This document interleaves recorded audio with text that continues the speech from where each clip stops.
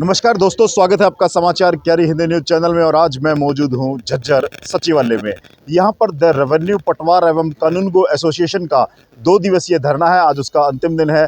क्या मांगे हैं और पटवारी क्यों धरने पर बैठे हुए हैं, इन सब सवालों के जवाब जानते हैं। हमारे साथ तमाम यहाँ पर आप देख पा रहे हैं वीडियो में तमाम वो पटवारी हैं, कानूनगो हैं, जो अपनी मांगों को लेकर के लगातार 2 दिन तक यहाँ पर धरने पर बैठे हैं। और आज क्या फैसला लिया जाएगा, आगामी इनकी क्या रणनीति रहेगी, अपने मांगों और हकों को लेकर के ये किस तरह से आगामी अपने प्रदर्शन को जारी रखेंगे या नहीं, इन सब तमाम सवालों के जवाब जानते हैं। तो आइए शुरुआत करते हैं, बातचीत करते हैं।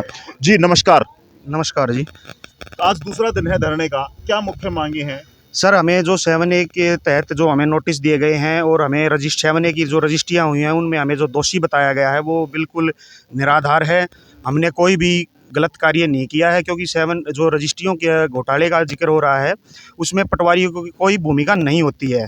यह सारा कार्य रजिस्ट्रार कार्यालय से होता है, तो हमें बेवजह बलि का बकरा बनाया जा रहा है। इसके साथ साथ मैं एक बात कहना चाहूँगा कि हमारी पे ग्रेड की फ़ाइल जो सरकार के पास विचाराधीन है वित्त विभाग में, उससे सरकार हमारे पटवारियों का जो ध्यान है वो भटकाना चाहती है। 7A में हमें दोषी साबित करके सरकार पटवारियों को चार्जशीट करके सस्पेंड करना चाहती है, ताकि पटवारी पे ग्रेड के मुद्दे को भूलकर अपनी बहाली की तरफ सोचें। तो वो हमें इनमें बेवजह हमें बलि का बकरा बनाया जा रहा है और हमारा रजिस्ट्रियों में कोई रोल नहीं होता, हमारी कोई भूमिका नहीं होती। तो हम सरकार से मांग करते हैं कि हमें बेवजह बलि का बकरा ना बनाया जाए। जो दोषी हैं, रजिस्ट्रार कार्यालय का इसमें कार्य होता है, हमारा कोई कार्य नहीं होता इसमें।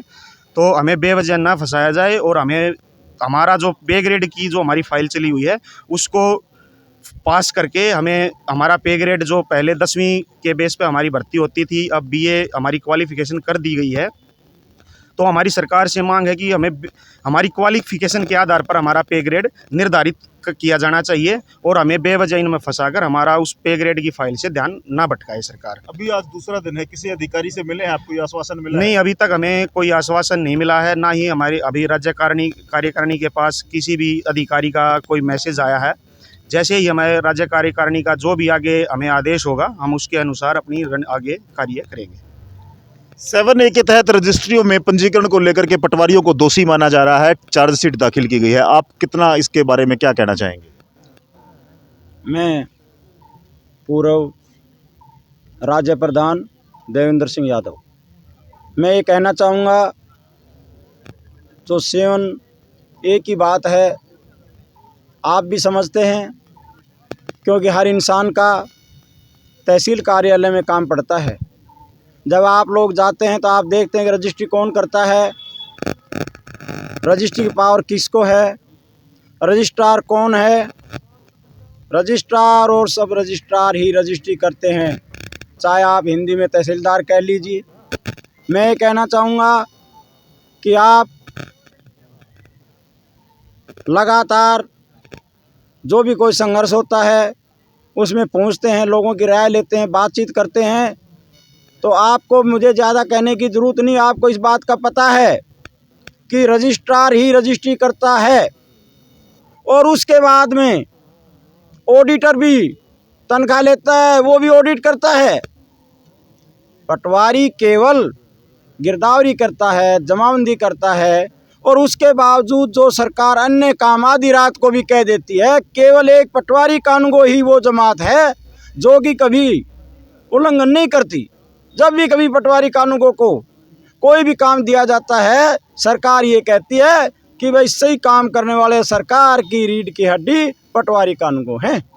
लेकिन बड़े दुख के साथ कहना पड़ता है कि हमने कुछ दिन पहले जब सरकार ने एक पॉलिसी बनाई थी कि रेवेन्यू पटवारी के पास काम ज़्यादा है और वो काम इतना जटिल होता जा रहा है कि उसके अंदर मैट्रिक की बजाय कम से कम BA क्वालिफिकेशन की जाए। सरकार ने BA क्वालिफिकेशन कर दी, बहुत अच्छी बात है, इस बात के हम विरुद्ध नहीं हैं, हक में हैं। लेकिन हमने एक बात सरकार के सामने रखी थी, माननीय मुख्यमंत्री रेवेन्यू मिनिस्टर के पास भी रखी थी कि हम ये चाहते हैं जब हमारे को मैट्रिक की बजाय BA डिग्री के हिसाब से नौकरी दी जा रही है तो हमारे को पे स्केल भी मैट्रिक की बजाय BA के हिसाब से देना चाहिए। हमारी एक अहम मांग है। लेकिन सरकार ने जो 7A की बात थी, मैं आपको क्लियर कह देना चाहता हूँ कि ध्यान क्यों भटकाया। सरकार के ध्यान भटकाने का मतलब ये था कि संगठन की हम जांच देख लें कितनी जान है। हम सरकार से बताना चाहते हैं, अगर हमारी आपने यही जांच करनी है कि हमारे अंदर कितनी ताकत है, तो हम बताना चाहेंगे सरकार को कि हमारी जांच का इंतज़ार ना करो।